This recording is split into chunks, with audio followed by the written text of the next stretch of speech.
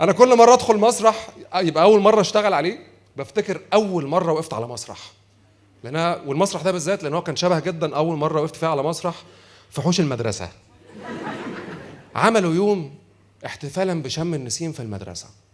طبعا ده عبث في الاول كده، مدرسه اللي هي التربيه والتعليم، عملوا مدرسه عشان يحطوا فيها موظفين تاكل فسيخ في الحوش.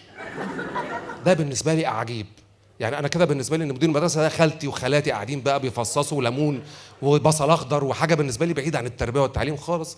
وكان عندنا موظف مش مدرس بتاع ماده المجال الصناعي، فاكرين الحكايه دي؟ انتوا لسه عندكم اصلا المجال الصناعي ده الالفينات ومواليد الثلاثه اللي فات عندكم الحاجات دي؟ المجال الصناعي انت ليه محروقه كده؟ انت مشاركه باسهم في البنس والصواميل اللي هناك؟ وحد الله. انا لا، ده انا بحبكم جدا، ده انتوا اكتر من نص جمهوري انتوا، بس هم كل شويه جيل بيسلم جيل. انا استلمت الثمانينات عورتهم، قال له جالي تسعينات ما عورتهمش قوي، قال له الفينات عمال اعور فيهم. انتوا مش فاهمين ان انا بحط عليكم مع الوقت، لسه مع الوقت. انت العضو رقم 32 صح؟ مش معنى انت دافع 600 تطلع يعني، ما هو برضه الانسان برضه يعني يراعي ان ده عرض هم الالفينات، انت الفينات صح؟ يا لهوي تسترعى بتتفتح في الحفله. جالي واحد 2006 الحفله اللي فاتت كان قاعد على يميني، جاي استخبى عندكم بصراحه عشان بدات اخاف منها. تعالى انت، بقول لي تعالى، بتعمل لي كده ايه ده؟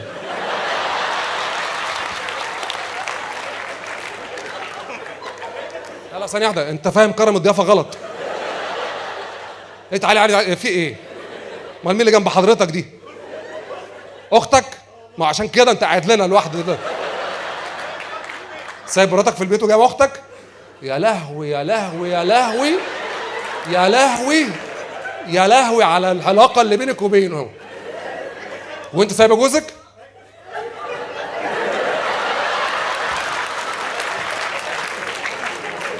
هو انتوا متجوزين ولا مأجرين؟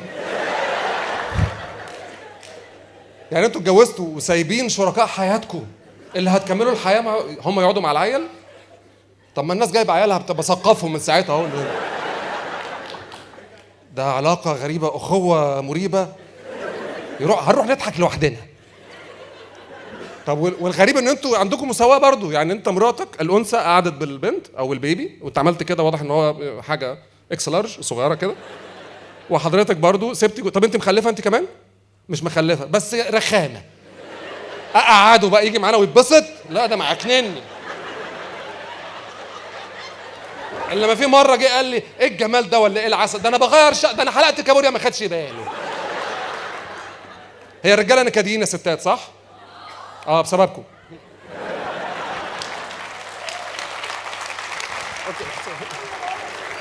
في بنات بتجز وكأني بغلط في العقيده. يا جماعه احنا بنهزر، دي حفله ستاند اب كوميدي، فالامور سهله مفيش مشاكل، احنا تمام.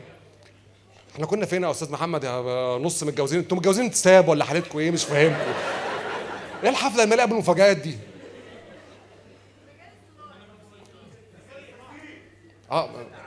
لا ثانيه، هو المجال الصناعي فعلا، وانا كنت جاي اصالح الانسه بس لقيتها بتضحك فقلت الحمد لله ماشي الكوره خلاص، مش طالبه. لا اطلب منك طلب، احنا في ديت.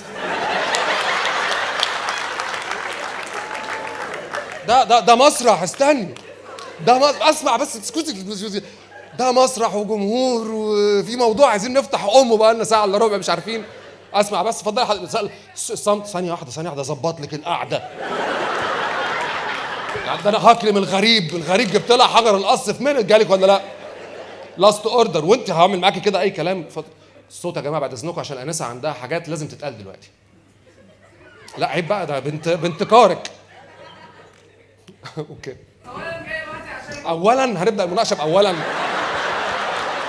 اولا ايه صلي على النبي بقى، احنا هنقعد نفصص لبعض سمك واحنا قاعدين في الحفله.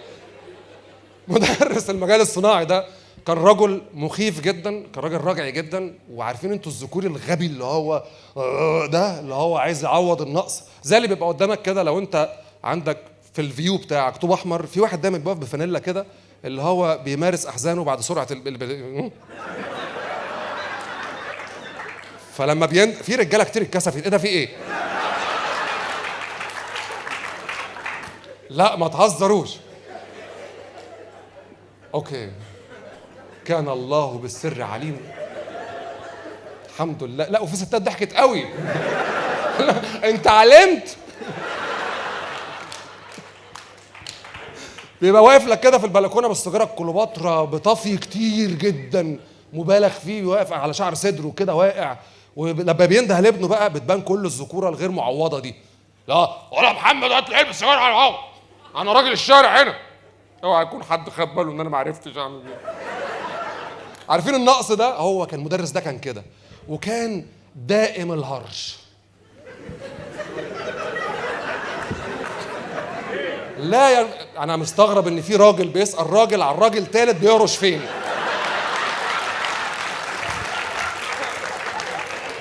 مش ده موضوعنا. في حاجة أهم وأرقى وأجمل من كده، حتى نقول إفات وسخة يعني، بس يعني هو كان دائما الهرش في مكان كلنا عارفينه وانتهينا. وصلت صح؟ لا ايه في بنات طب ما ينفعش تعملوا كنترول زد يعني شويه كده، او ما طول الوقت في حاله حفر جسم غريب وورقني عارف. هو لتوه اكتشف ان في حاجه هنا وهو نفسه مش فاهمها، فكل شويه عايز يفهم هو ايه ده ايه وهو الشكل هندسيا مش مفهوم، ف بيحاول يفهم. والراجل بقاله سنين بيحاول يفهم. انا حضرت منهم 3 بتوع الاعدادي دول. طابور العلم، طابور الصباح، صلاة المغرب، صلاة العصر، قابله في الشارع وكفر الشيخ قد كده. هو طول الوقت بيحاول يفهم نوعه وحياته وايه اللي بيحصل. واحنا كأطفال في المرحلة الإعدادية فاحنا بنبقى قصيرين شوية، فخط النظر بتاعنا للأسف الفريم ما فيهوش غير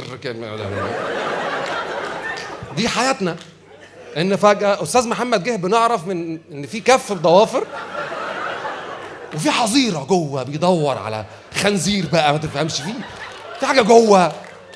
سؤال يعني واضح ان هو كان سؤال خالد في حياته، وهو عشان طبعا هرمونات بالهبل وكده. فانا دهوله قالوا له الاداره التعليميه قالت لنا عايزين نعمل فقره ولا حاجه، تعرف تعمل لنا مسرح بس كده يا استاذ محمد بما انك بتاع مجال صناعي؟ قال له طبعا.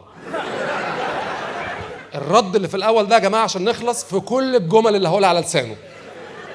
هتقول له الساعه كام؟ 4 يعني هو ماشي كده. فقالوا له تعرف تعمل لنا مسرح؟ قال لهم اعمل مسرح. عمل مسرح صغير كده اللي هو عارفين بتاع الافراح البلدي، شويه برتكابلات كده على باليتات وخشب وسدايب وبتاع. وبعدين قالوا له طب ما فيش استاذ حسن واخد اجازه بتاع اللغه العربيه وهو اللي كان هيمرن العيال على مسرحيه، تعرف تسيطر عليهم؟ بص اللفظ، تسيطر، مش تعلمهم تمرنهم تحفظهم، تسيطر. فطبعا قال ايه؟ طبعا هرش الاول عشان هو تقريبا ده كان دينامو، ده اللي هو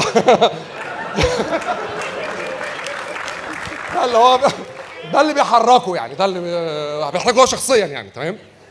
قال لهم طبعا، وراح داخل علينا حرفيا بخرزانه وبدا بنظريه عارفينها بتاعت المعيز، مين هنا هيمثل؟ انا طبعا رفعت ايدي، تعالى تعالى دي اللي هو عندك زياره، مش تعالى مع اوضه المسرح او حاجه. رحنا اوضه التربيه الفنيه مكبلين بالاغلال ماشيين زي العبيد بتوع افريقيا في 1712 عارفين. دخلنا الاوضه، اسمك يا علي؟ تعالى انت اعمل تاجر العبيد. اسمك يا محمد؟ تعالى انت اعمل السياف. اسمك يا انا مش خلاص انت بتاع الرمح، هديك رمح تقف كده تقول اجل يا سيدي، انت مش عارف ايه، انت كذا، يلا احفظه. بنحفظ مسرحيه من 7 صفحات باللغه العربيه الفصحى واحنا لسه مش فاهمين يعني ايه المطلق، مش فاهمين اي حاجه. فالكلام بالنسبه لنا كاطفال مش مفهوم. يعني يا استاذ ايه المرء ده يا استاذ؟ في الاجل ان المرء مش عارف ايه. المرء يا حبيبي هرشه. المرء يا حبيبي اللي هو الواحد، الواحد اللي هو البني ادم مش التاني. هرشه. لما كبرنا فهمنا كان يقصد ايه. طبعا بكل براءه مع بعضينا كده، ايه المرء الواحد التاني ده فيه ايه؟ احنا كاطفال بتاكل جبنه رومي حرفيا زي اي نباتات صبار في الصحراء، مش فاهمين. قعد يحفظنا لحد ما جه يوم العرض، فاحنا متوترين كاطفال، اول مره تقف على مسرح مش فاهمين اي حاجه. فهو في اللحظه دي اتغير وبقى شخص عنده مشاعر، وعنده فهم ان دول اطفال لازم واحده واحده كده اطمنهم. وده كان غريب جدا بالنسبه لي، لانه دخل علينا في الكواليس قال لنا صلوا على النبي يا رجاله، احنا بقى لنا 4 شهور بنحفظ. تطلع بقى تلقلق على المسرح، تتفتف، تلجلج، تتاوب، هقوم طالع ملزق لك والمسرحيه شغاله. انا بالنسبه لي والمسرحيه شغاله، مش ده عرض مسرحي، ده فن وحكايه، مش فاهم. الغريب وده اللي خوفني من بكره والدنيا والايام، ان العيال اطمنت. احنا قعدنا سنين بنتساق كده، بنطمن، انت هتطمن كده، انت بتطمن ما انتش فاهم حاجه. بدات المسرحيه بعنصر الخبره، والله مش فاهمين اي حاجه. في عيال بتبقى متخلفه في كل شله، في كل عيله، في كل شارع، اللي هو بيفضحنا ده، عارفين بالظبط. انت نقلت مكانك، انت اللي كنت قاعده هنا صح؟ في كل حفله لازم برضو يبقى في حد رقم 32 فضحت نفسها دلوقتي، انا المتخلفه. انت اللي صوتتي. بدأت المسرحيه، فانا متوتر وباخد الموضوع بقى بكميه حماس وشغف خرافيه، لحد ما جه الواد اللي هيقول جمله واحده: اجل يا سيدي. ابن الجزمه، ده جمله، لو احتست قول اجل، قول يا سيدي واعمل كده، ما تتكلمش وامشي، فهيبان كأن انت متعود على الاوامر وان انت راجل عمل، يعني هنتصرف. وقف بقى اللي هو اشهد يا شمال افريقيا انا ناسي. بص انا هفضح العرض ده دلوقتي، انا قال واحد حافظ وانا الخازوق. قلت له الجمله، فطبعا قاعد يطلع صيحات قتاليه مش مفهومه.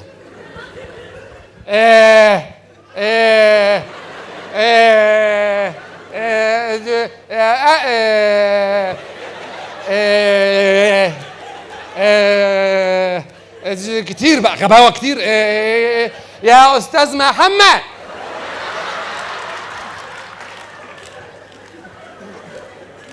كلمه يا استاذ محمد اتقالت في عرض مسرحي بيتكلم عن الكفار،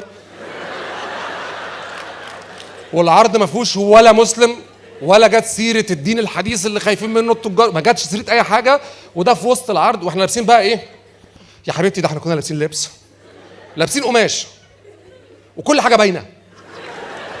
يعني هي قماشه طويله جدا خرمها من النص كده، فلبسناها على اللحم كده كله حاجه نيله، شكلنا عره جدا وحالتنا حاله، لولا ان امي سطرتنا بشويه حاجات كده نعملها. العيال، انا بكلم العيال ومنتظر يهرشوا برضو، لان في حاجات، في طيور صغيره في الحكايه مش مفهمها. تمام. فاستاذ محمد طبعا المفروض هيهمس له دلوقتي عشان يقول له اجل يا سيدي يا ابن المرأة، اجل يا سيدي. مش جراحه، ده ما فيش غير امها معاك في العرض كله يا ابن الجزمه يعني. استاذ محمد دخل على المسرح، جر الواد سحل وراه، في ازاز بقى وطوب ظهر، يعني في كميه حاجات مؤلمه ومعذبه للولد ظهرت طبعا. وراح مسك الواد مظبطه كده، قول لي بقى اجل يا سيدي، وهرش على المسرح. وخد جنب كده وفضل واقف، قال لا مؤاخذه يا اساتذه، عادي احنا قراءة فاتحه مش مسرح يعني. المفروض دلوقتي بقى اقول سبسكرايب واشترك وبتاع، صح؟ ليه؟ اقول ليه؟ ما هو الناس ما بتشتركش. حاولوا يا جماعه بجد ان احنا ايدينا في ايدين بعض، كلنا على قلب رجل واحد، نشترك في القناه، نعمل لايك، ندخل نكتب احلى حاجه عجبتنا في الفيديو، نعمل كومنتس ونعمل حراك وعي كده حلو. انا بقول اي كلام صح؟